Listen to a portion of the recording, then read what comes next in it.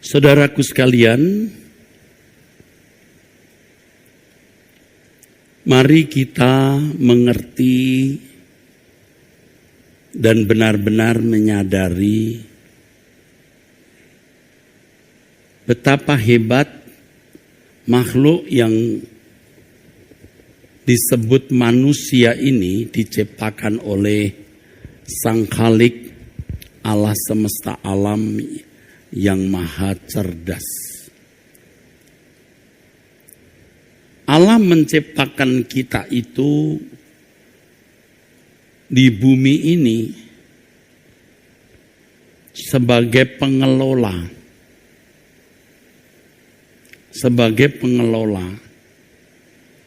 Dan itu ibarat sebuah pertandingan, sebuah medan laga, sebuah arena.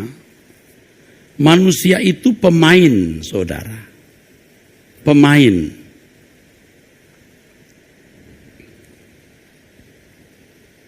Jadi ketika Allah memberikan manusia mandat untuk mengelola bumi ini, ya, di dalam kitab Kejadian pasal 1, jelas firman Tuhan mengatakan,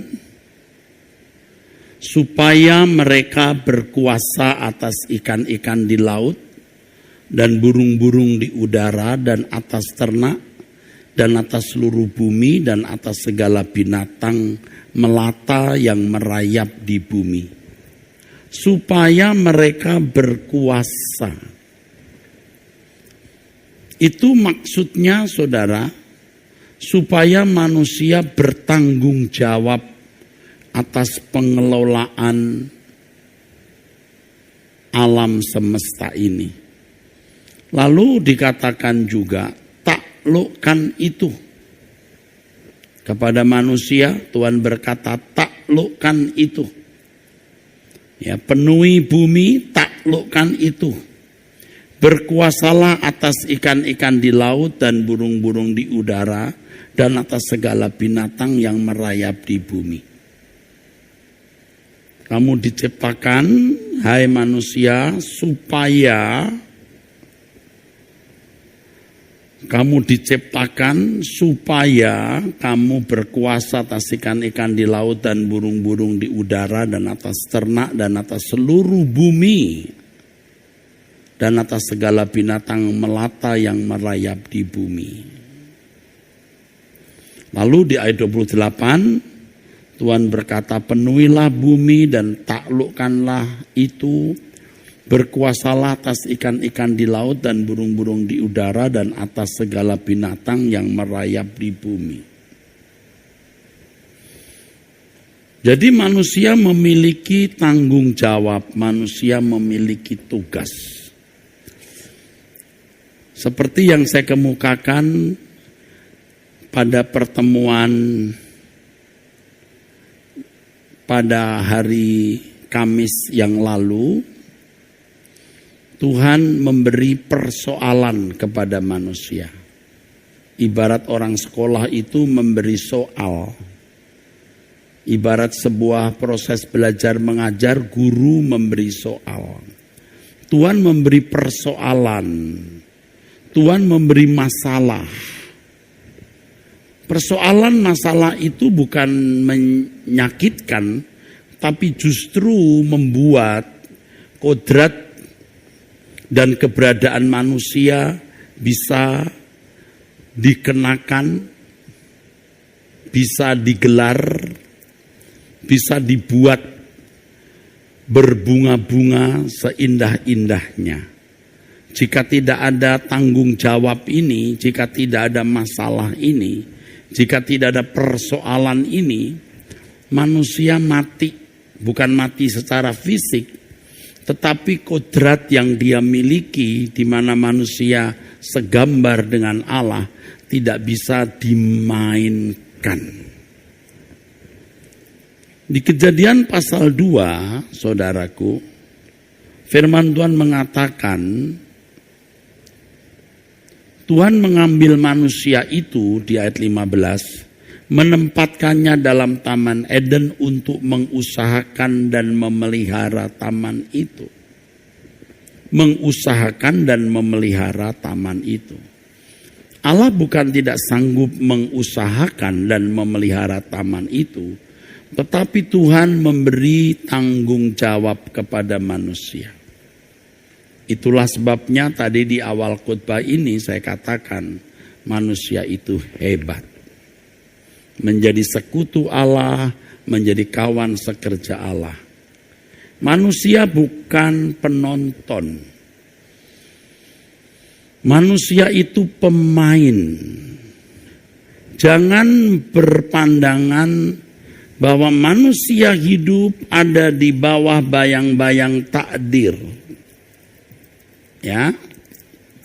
Seakan-akan manusia dilingkupi takdir.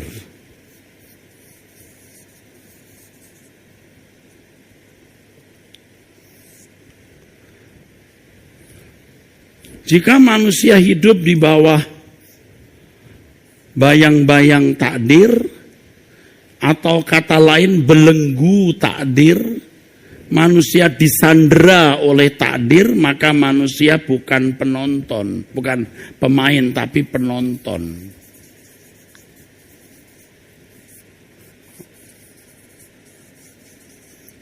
Manusia bukan penonton, manusia pemain. Manusia menentukan nasib bumi di mana Allah menganugerahkannya. Jadi bumi pun sampai tidak di bawah bayang-bayang takdir Allah, tetapi di bawah bayang-bayang takdir manusia. Manusia gagal mengambil keputusan atau pilihannya. Itu berarti bumi akan terbawa oleh kesalahan dari pilihan dan keputusan manusia itu. Saudaraku, kalau kita membaca Kejadian pasal 3, ya, kita bisa membaca ayat yang ke-17. Karena engkau mendengar perkataan istrimu dan memakan dari buah pohon yang telah kuperintahkan kepadamu, jangan makan daripadanya, maka terkutuklah tanah karena engkau. Karena engkau. Kamu menyusahkan dirimu dan kamu membuat bumi yang diciptakan sungguh amat baik, menumbuhkan semak duri dan rumput duri yang akan membuat susah payah menjalani hidup. Karena engkau mendengarkan perkataan istrimu dan memakan dari buah pohon yang telah kuperintahkan kepadamu, jangan makan daripadanya, maka terkutuklah tanah karena engkau. Ya, kalau tanah bisa bicara, tanah akan berkata kepada Adam dan Hawa, gara-gara kalian, gua atau saya jadi seperti ini. Ya, sama seperti ketika Adam ditegur, ya, Adam lalu berkata, wanita yang di sebelahmu ini, di sebelahku ini, yang kau berikan kepadaku. Jadi saudaraku sekalian, Adam menyalahkan Hawa. Perempuan yang kau tempatkan di sisiku, dialah yang memberi dari buah pohon itu kepadaku, maka ku makan. Kalau tanah bisa protes, dia akan protes. Dia akan protes. Gara-gara kalian, Adam dan Hawa, kami berkeadaan seperti ini. Manusia itu pemain.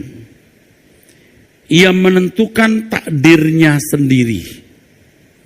Bahkan dia menentukan takdir dari bumi yang dipercayakan Allah kepadanya untuk dikelola. Bumi yang atasnya manusia harus bertanggung jawab. Saudaraku sekalian, ini harus direnungkan dan dipikirkan dengan serius. Manusia tidak hidup di bawah bayang-bayang, belenggu atau belenggu takdir, atau tidak hidup di bawah sandera, disandera oleh takdir. Tetapi manusia menentukan keadaan dirinya sendiri. Dan apa yang dipilih, yang dilakukan oleh manusia, membawa pengaruh atas orang-orang yang menjadi kepercayaannya. Ya, kalau kita bicara terus, nanti sampai pada penjelasan bahwa ketika orang tua tidak memilih pilihan yang benar, ketika orang tua tidak mengambil keputusan yang benar, ketika orang tua salah melangkah, itu tidak bisa tidak pasti berdampak kepada lingkungannya, dan lingkungan pertama adalah keluarga. Sama dengan seorang pemimpin, baik pemimpin negara, pemimpin sebuah organisasi, atau pemimpin gereja, dalam hal ini pendeta. Ia membawa pengaruh bagi orang lain. Dia hidupnya pasti berimpact, berdampak bagi orang lain. Tidak bisa tidak.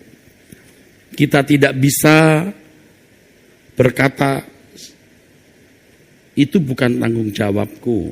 Ya. Kita tidak bisa berkata, itu bukan masalahku.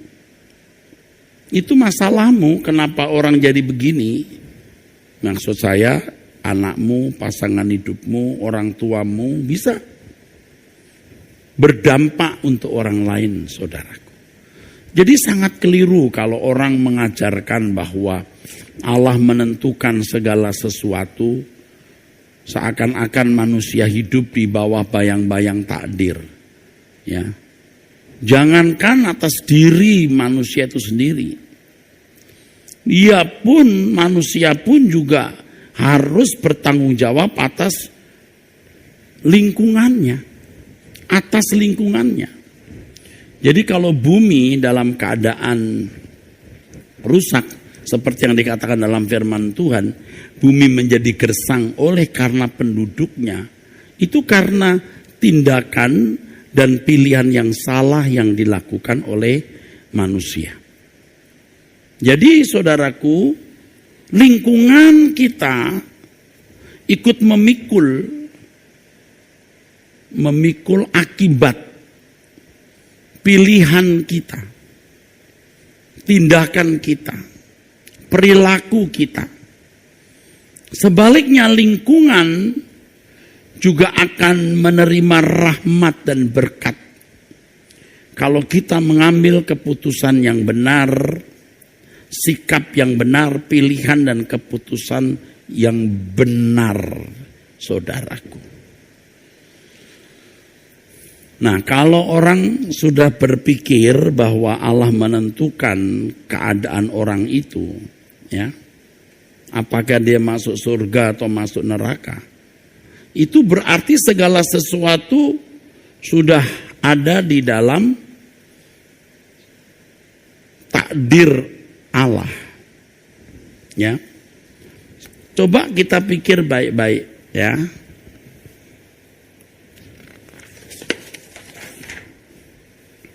Ini neraka.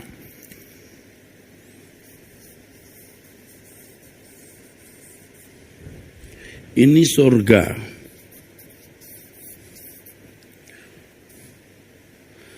Kalau orang masuk surga, jalan hidupnya bagaimanapun akan dibuat Tuhan sampai surga. Begitulah orang yang memiliki keyakinan itu. Tapi kalau orang tidak ditentukan masuk surga, pasti jalannya pasti begini, saudara. Ya, pada akhirnya pasti masuk neraka.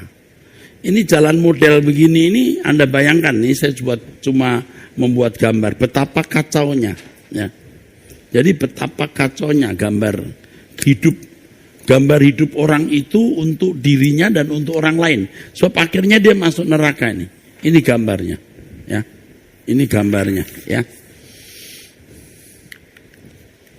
Jadi segala sesuatu yang terjadi di sini mestinya Allah ikut bertanggung jawab. Kalau tidak, itu tidak fair. Tidak fair.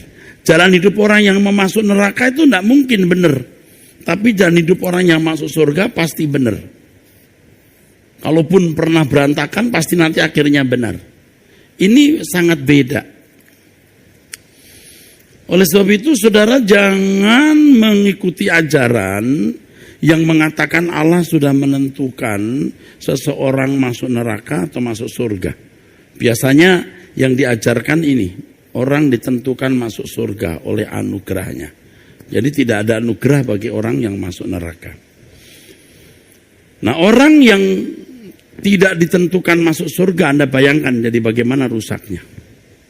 Rusaknya kehidupan orang itu, rusaknya lingkungannya ya. Dampaknya untuk lingkungannya pasti negatif, pasti buruk. Ya, pasti buruk. Orang bisa saja berkilah. Seorang bapak tidak ditentukan selamat, tetapi anaknya bisa. Lalu ya nanti bagaimanapun caranya akan sampai surga juga. Tidak bisa dipahami itu, saudara. Tadi sudah saya katakan bahwa kesalahan Adam membawa dampak bagi seluruh bumi ini. Dan tentu juga seluruh keturunannya. Ia membawa dampak. Tidak bisa tidak. Berdampak pada lingkungannya. Sampai kepada anak cucunya.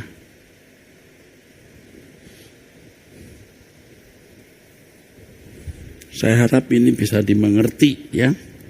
Jadi peristiwa di Taman Eden jelas menunjukkan bahwa Allah menentukan kehidupannya.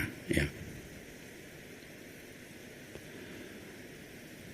Kalau pemain, saudara, katakanlah ini pemain bola atau pemain tinju yang berlaga ya di arena. Pelatih tidak bisa naik ring lalu mengajari lagi. Tidak bisa. Ketika bola musuh mau mendekati gawang, pelatih dari tim yang memiliki gawang yang mau kebobolan itu, yang mau kemasukan gol, tidak bisa turun ke lapangan lalu membuat latihan lagi atau menghalangi. Apalagi wasitnya.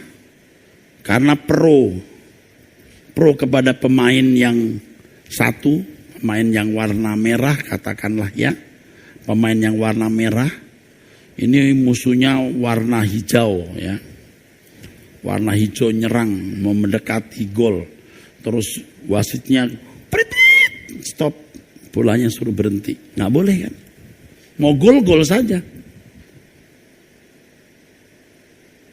Sama seperti ketika Hawa mendekati pohon itu, Allah tidak menghalangi. Allah tidak menghalangi. Ini pelajaran penting, saudaraku. Seandainya ya, saudaraku, Anda bisa hidup di waktu 5 tahun ke depan, atau 4 tahun ke depan, atau 1 tahun ke depan, lalu saudara melihat berita gitu, saudara. Saya ambil 10 tahun saja ya, 10 tahun ke depan. Anda lihat berita 10 tahun ke depan, Anda lihat ada wanita ditangkap karena kena narkoba, sekaligus ternyata wanita ini juga wanita pekerja seks komersial, cantik, artis, tapi jual diri dan kena narkoba. Anak gadis itu punya marga saudara gitu. Loh, kok margaku? Ternyata itu anak gadis saudara. Anak perempuan saudara.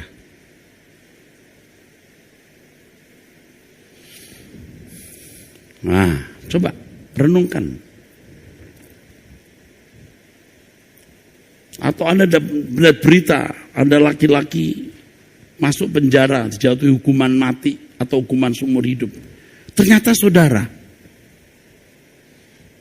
ini belum lagi kalau 50 tahun ke depan Anda bisa melihat satu keadaan, ternyata ada satu pria yang tersiksa di alam maut. Ternyata saudara, kalau boleh melihat, kalau kita bisa menembus waktu dan melihat kejadian yang akan datang, bisa kita lihat keadaan 10 tahun ke depan, 50 tahun ke depan itu bagaimana. Dan itu bisa terjadi dan Anda bisa membayangkan dari ini. Hal itu benar-benar bisa terjadi. Lalu saudara mulai runut. 9 tahun sebelumnya, 8 tahun sebelumnya, 7 tahun sebelumnya, 6 tahun sebelumnya, 5 tahun. Terus saudara runut.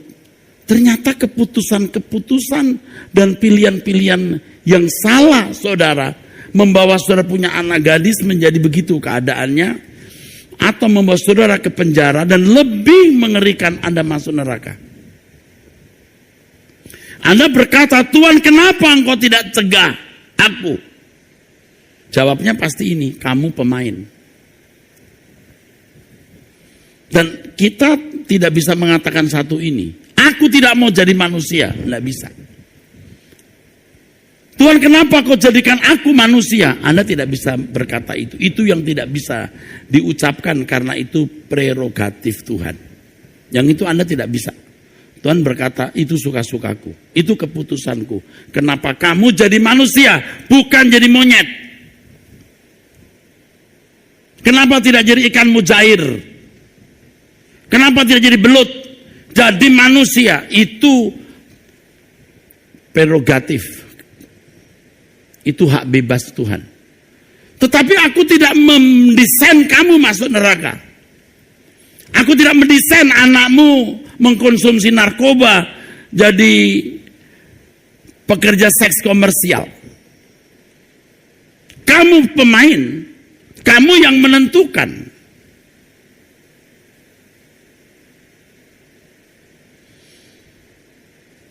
Coba saudara ya, renungkan itu.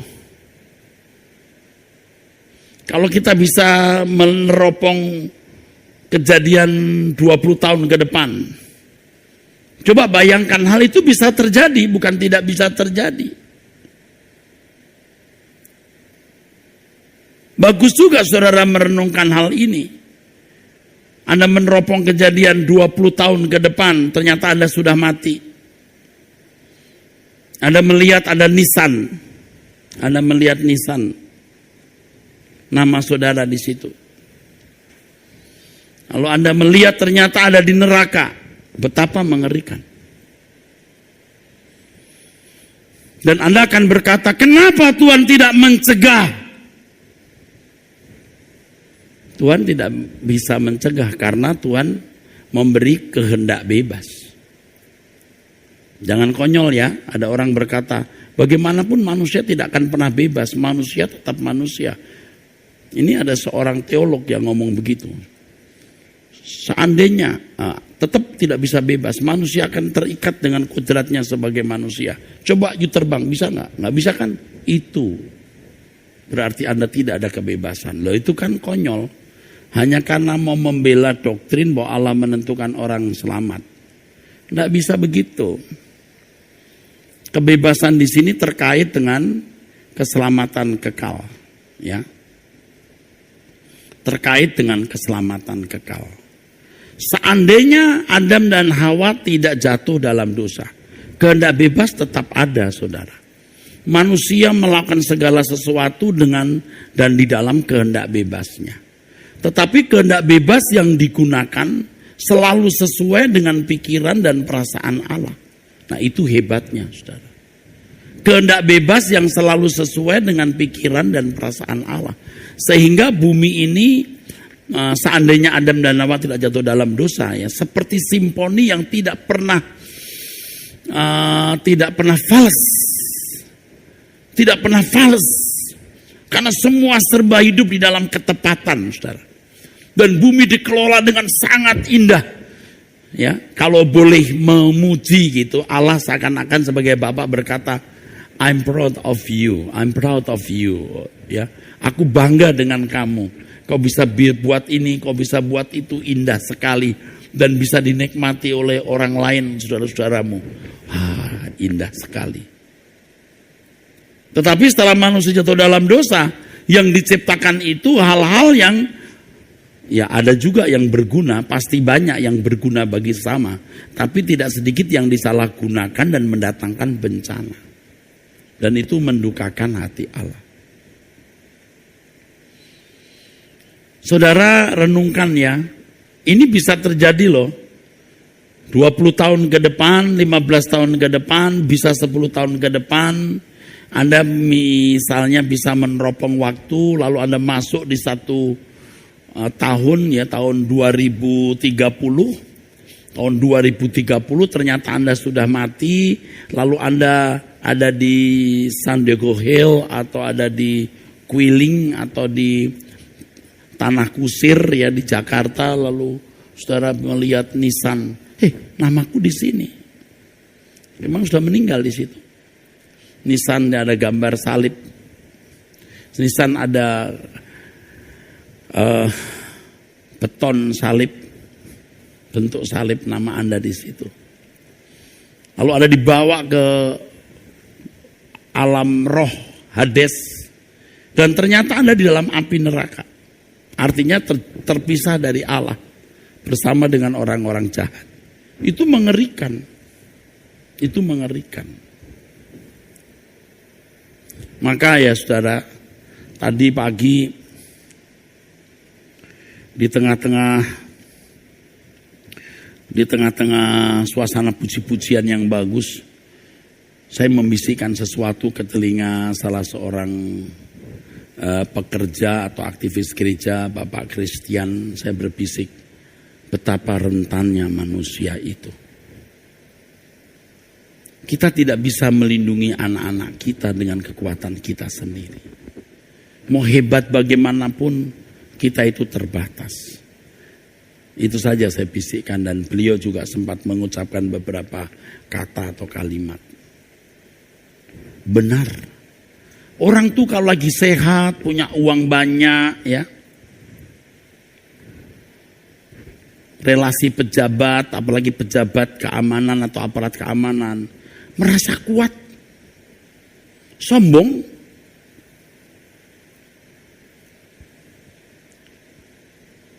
Ya saudara. Padahal bisa apa sih?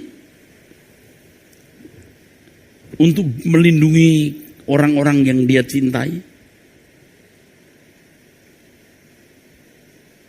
Kalau Anda melihat orang yang Anda cintai rusak, seperti ilustrasi yang tadi saya gambarkan, dan kiranya hal itu tidak akan pernah terjadi dalam hidup saudara, tidak akan terjadi dalam hidup kita. Ya, orang yang saudara kasih menjadi rusak hidupnya, dan yang lebih mengerikan masuk neraka. Kenapa sampai masuk neraka? Ya bapaknya juga tidak takut akan Allah. Jangan berkata bukan salahku, bukan urusanku, urusan dia. Nggak bisa. Hidup Anda berdampak untuk orang lain. Seperti saya ini berkhotbah dengan audiens yang banyak atau besar. Apalagi kalau dirilai oleh MNC Vision atau televisi lain. Berapa ribu, ratus ribu orang yang melihat, bisa lebih. Nah kalau saya menyampaikan sesuatu yang salah, besar dampaknya. Dokter salah menulis resep, salah memberikan tindakan medis, malpraktek, itu orang bisa cacat, bisa sakitnya bertambah, bahkan mati.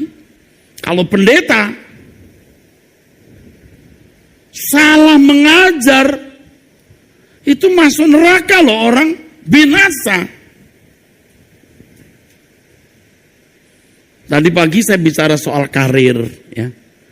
Ada apakah lembaga, apakah orang-orang tertentu yang menjadi konsultan yang memberi nasihat mengenai karir, orientasi dunia kerja, orientasi marketplace, ya. Itu supaya sukses di bumi, bisa memanfaatkan semua potensi yang ada, mengambil keputusan yang tepat dalam orientasi kerja atau profesi.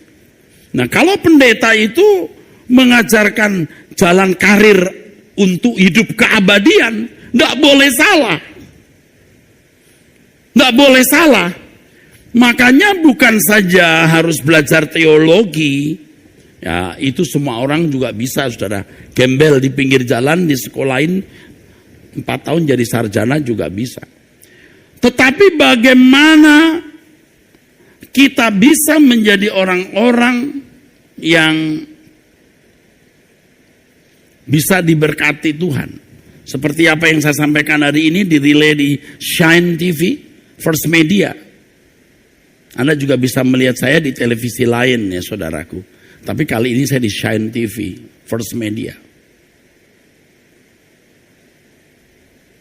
Saudara bisa melihat itu. Kenyataan hidup manusia yang tragis karena keputusan dan pilihannya yang salah. Keputusan dan pilihannya yang salah. Jangan mengambil keputusan yang salah lagi.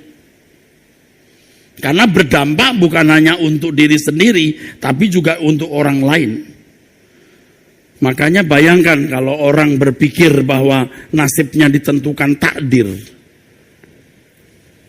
Bagaimana orang bisa bertanggung jawab secara proporsional? Tetapi kalau seseorang sadar bahwa neraka atau surga itu adalah hasil dari pilihan dan keputusannya, wah, orang akan berjuang dan bertanggung jawab secara proporsional. Karena apa yang dia lakukan itu menentukan bukan hanya nasibnya sendiri, tapi juga nasib banyak orang, saudaraku.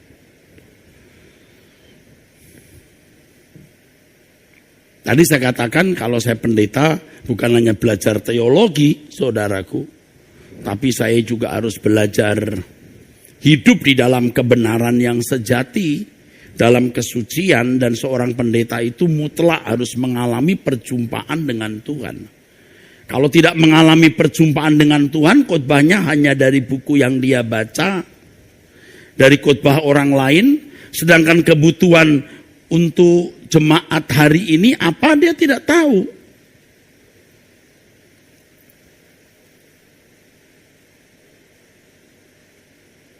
Ini saudaraku. Makanya seorang pendeta harus betul-betul mengalami perjumpaan dengan Tuhan. Harus mengalami perjumpaan dengan Tuhan. Tidak bisa tidak, saudaraku. Harus ada perjumpaan dengan Allah untuk menerima pesan-pesan yang up to date, yang aktual, sesuai dengan konteks kebutuhan jemaat. Harus, tidak bisa tidak. Lalu kalau ditanya, bagaimana kami tahu pendeta itu ketemu Tuhan atau tidak? Nah itu sulit. Tapi salah satu clue-nya begini, Anda mendengar khotbah itu berubah enggak? Berubah di dalam kesucian hidup. Perubahan yang akan bisa dirasakan oleh orang lain. Kerendahan hati, kelemah lembutan. Ya, fokus kerajaan surga, dunia menjadi tidak indah lagi di mata kita. Ada dampaknya, saudara. Kita bisa mengampuni orang begitu kita lebih mudah mengalah, memaafkan. Harus memahami teologi dengan benar dan juga harus mengalami perjumpaan dengan Allah. Nah kalau pejabat, dia bukan hanya cakap dalam ilmu kenegarawan, bukan hanya hebat berpolitik, nuraninya harus baik, nuraninya harus bersih. Kecintaan kepada sesama manusia yang tidak dibatasi oleh kelompok, golongan, agama. di sebuah negara yang heterogen seperti Indonesia. Seorang pejabat harus sudah tidak lagi cinta uang, tidak gila hormat dan jabatan. Kalau dia menerima jabatan karena tanggung jawab. Kenapa? Karena apa yang dia lakukan, perilaku hidupnya dan kualitas moralnya menentukan masa depan banyak orang, menentukan bangsa dan negara.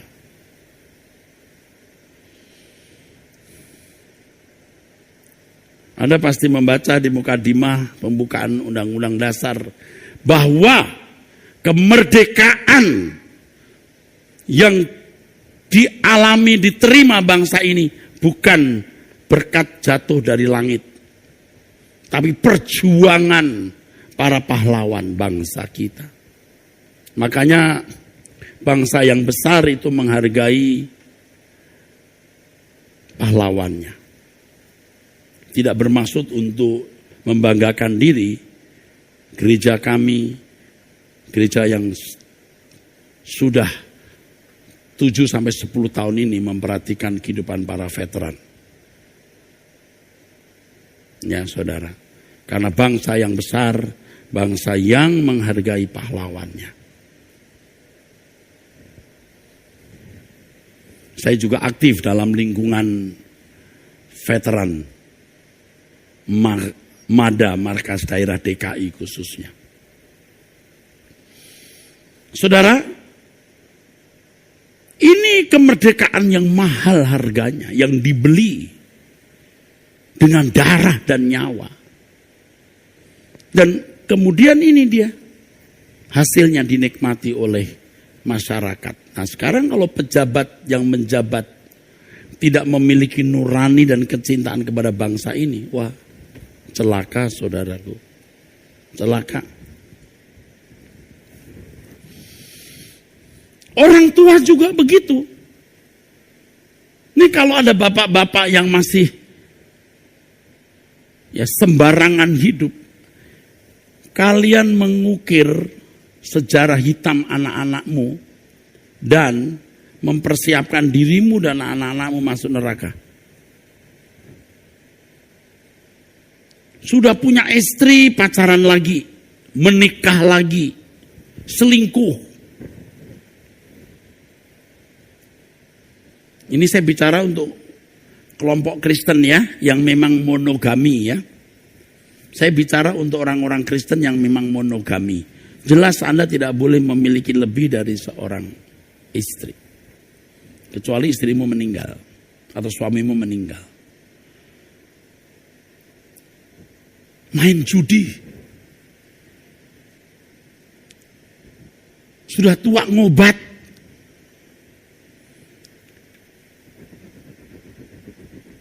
Lebih baik tidak pernah menikah dan punya anak daripada menikah punya anak. Engkau mengukir sejarah hitam untuk keluargamu. Ayo kita bertobat. Mari kita bertobat. Ya, masih ada kesempatan untuk mengubah diri supaya ada di format ulang. Karakterku di format ulang. Kita diberi kesempatan untuk bertobat dan saya percaya Allah bisa membuat pembaharuan, pemulihan. Mudah-mudahan ada pemutihan saudaraku. Supaya kita yang diubah, pasangan hidup kita ikut diubah, anak-anak kita ikut diubah, nanti keluarga besar kita ikut diubah. Udah jangan hanya rajin ke gereja. Rajin ke gereja mah mesti, pasti. Tetapi mari kita sungguh-sungguh menyadari bahwa kita tidak hidup di bawah bayang-bayang takdir. Kita yang menciptakan takdir. Kita yang menciptakan takdir, bukan takdir yang mengubah kita. Ya, anak-anak muda saya beritahu kalian. Banyak ibu-ibu, bapak-bapak, banyak orang menikah menyesali pernikahannya. Kenapa? Tidak memilih jodoh dengan baik. Setelah menikah baru berkata, ya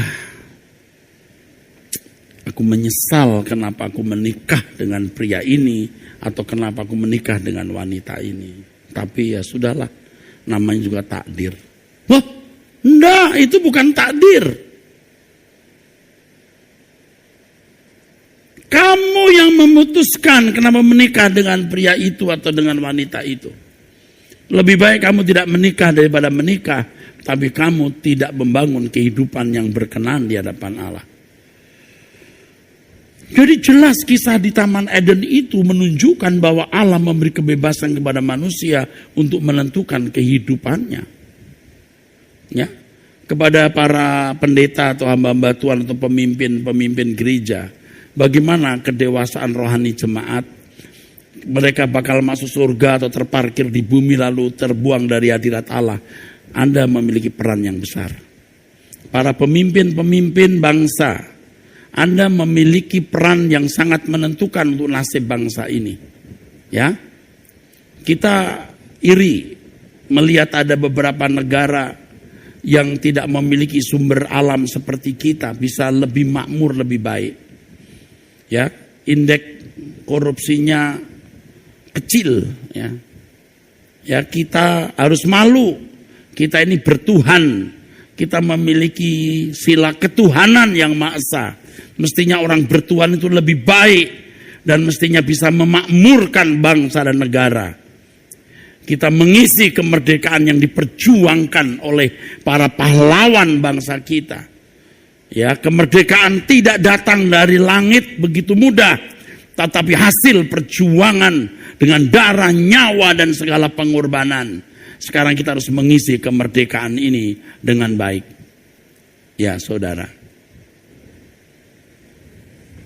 Saya pakai baju merah memang sengaja untuk menunjukkan keberanian merah putih. Saya tidak tahu ternyata Singer juga pakai baju merah. Wah, kok jadi seragam. Seragam yang tidak saya rencanakan. Tapi jangan hanya merah bajumu, harus juga merah hatimu. Bukan hanya putih benderamu, tapi putih jiwamu. Supaya bangsa ini bisa menikmati kesejahteraan sesuai dengan cita-cita para founder bangsa kita. Ya. Ini kalau ada jemaat pasti tepuk tangan, tapi karena nggak ada, tidak tepuk tangan. Anda di rumah boleh tepuk tangan, saudara. Ya, ada cukup. Aduh, Ibu-ibu Pertiwi lagi duka cita ya. Kulihat Ibu Pertiwi sedang bersusah hati karena COVID-19. Jadi kita menjaga kesatuan, keutuhan negara ini ya. Oke. Orang yang bertanggung jawab atas sesuatu yang disebabkan oleh keputusan dari tindakannya, itu adalah kodrat. Orang harus bertanggung jawab atas sesuatu yang disebabkan oleh keputusan dan tindakannya. Jadi tidak ada takdir yang membuat orang bertanggung jawab atas yang bukan keputusan dan tindakannya. Orang yang tidak menjadi penyebab dari sesuatu akibat. Maksud saya orang yang tidak menjadi penyebab dari suatu akibat tidak perlu bertanggung jawab atas sesuatu itu. Dalam hal ini keadaan seseorang hari ini adalah hasil atau akibat dari keputusannya. Sungguh saudara. Benar. Ya. Anda lihat itu penguasa-penguasa dunia yang lalim. Pasti ambruk. Nanti anak cucunya juga bakal keleleran. Kalau belum 10, 15, 20 tahun, tunggu 30, 40 tahun. Lihat saja. Tidak mungkin bisa lepas dari hukum tabur tuai. Apa yang kamu tabur itu kamu tuai. Jelas Allah tidak bisa dipermainkan. Demikian di dalam kitab Galatia. Apa yang ditabur orang itu juga dituainya. Jelas. Berarti Tuhan tidak memberi kita tuaian atas apa yang tidak kita tabur. Dan kita tidak mungkin menuai apa yang tidak kita tabur. Dan kita mungkin tidak mungkin kita tidak menuai apa yang kita tabur. Pasti kita menuai apa yang kita tabur. Jadi ketika ada dialog, terjadi dialog antara Hawa dan ular, Tuhan tahu. Kok Tuhan tidak mencegah?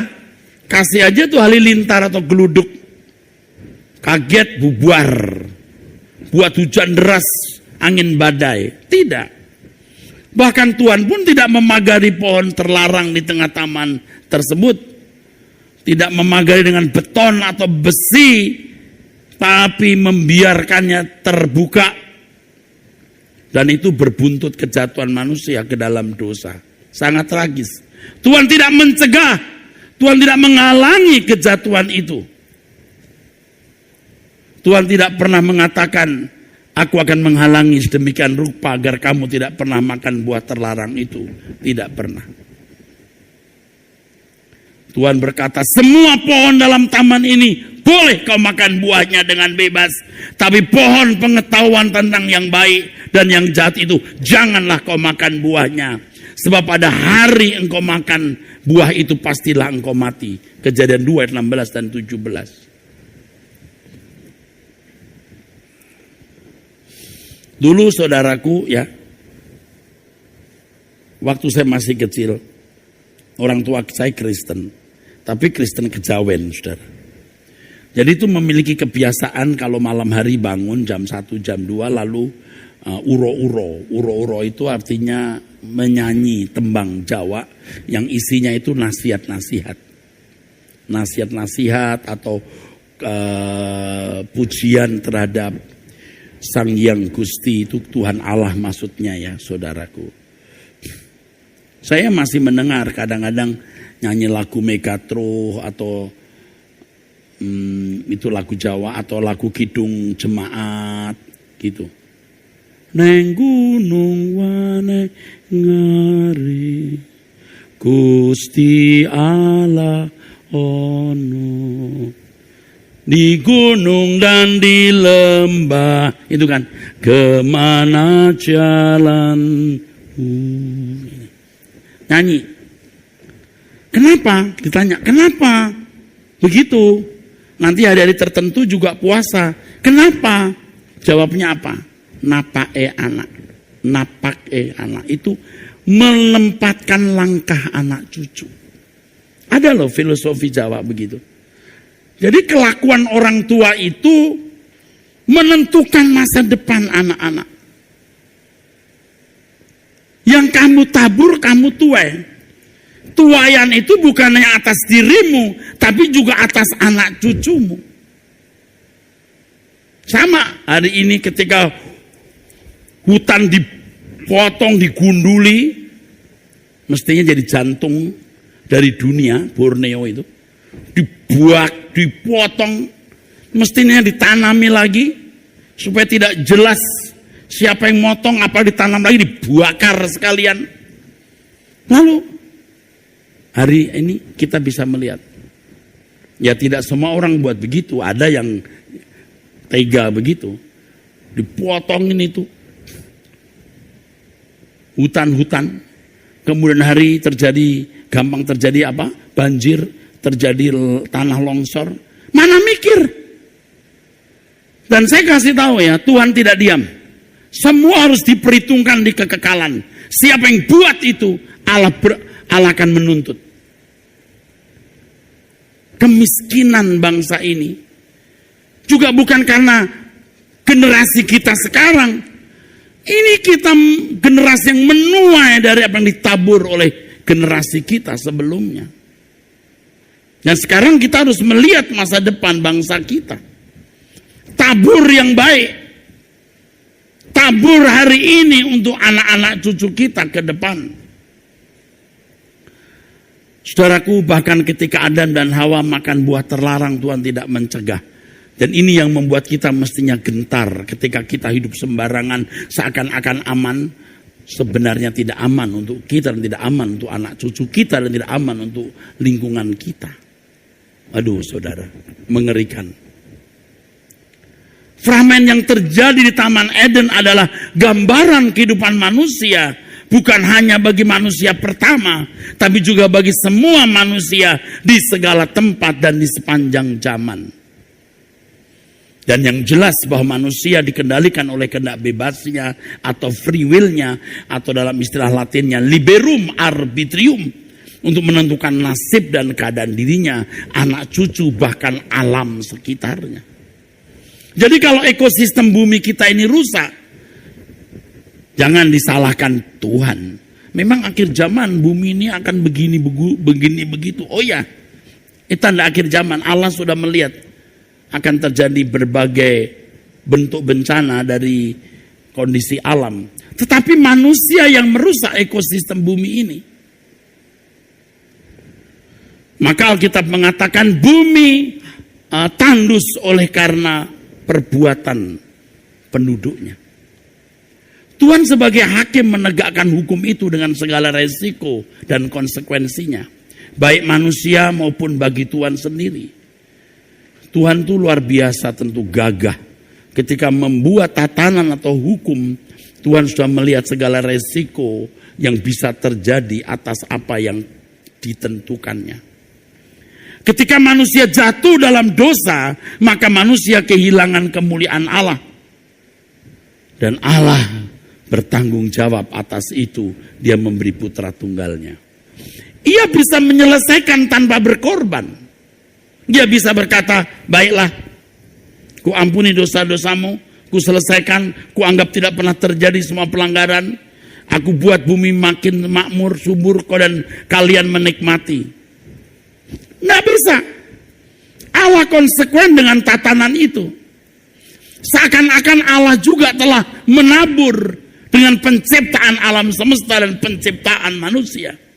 Allah juga harus menuai keadaan itu dan memberikan putra tunggalnya untuk kita. Itu luar biasa, saudaraku.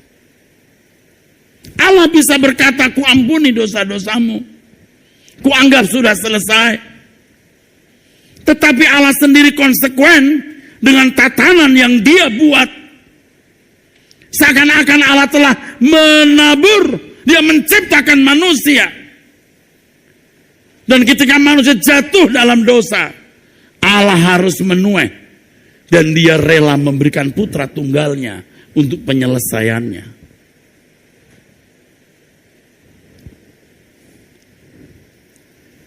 Berkali-kali orang bertanya kepada saya, mengapa Tuhan menaruh pohon pengetahuan yang baik dan jadi tengah taman itu? Ya, itu kedaulatan Allah. Allah punya tatanan itu. Dan Allah ternyata bertanggung jawab atas tatanan yang dia buat. Ketika manusia jatuh dalam dosa, Allah membayar harganya, memberikan putra tunggalnya. Ini jelas. Anda jangan berkata saya tidak menghormati Tuhan. Menghormati Tuhan itu bukan dengan kata-kata saja, tapi dengan tindakan. Justru dengan pernyataan ini, saya mau meneguhkan betapa mulianya Allah kita. Betapa agungnya Allah kita. Betapa sungguh ajaib Allah yang besar, yang layak dihormati dan ditinggikan. Jelas Allah tidak merancang kejatuhan itu. Lalu Allah membuat skenario ini itu seakan-akan Allah itu otis.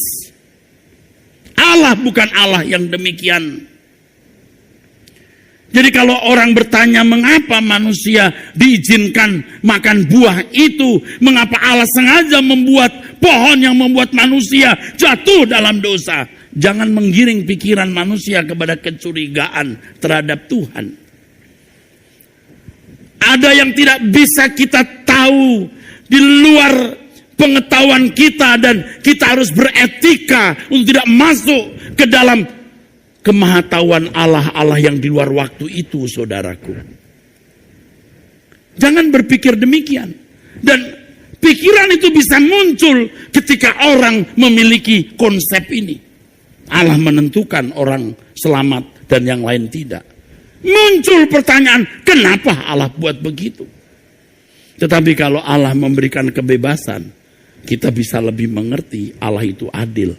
Dengan keadilan yang bisa kita pahami. Supaya dengan keadilan yang kita pahami, kita bisa memiliki tindakan yang implikatif terhadap kebenaran yang kita pahami. Saudaraku sekalian yang kekasih, saya mengajak semua saudara untuk berubah. Untuk tidak sembarangan. Karena apa yang kita lakukan menentukan keselamatan banyak orang. Keselamatan kita, keselamatan keluarga kita. Amin.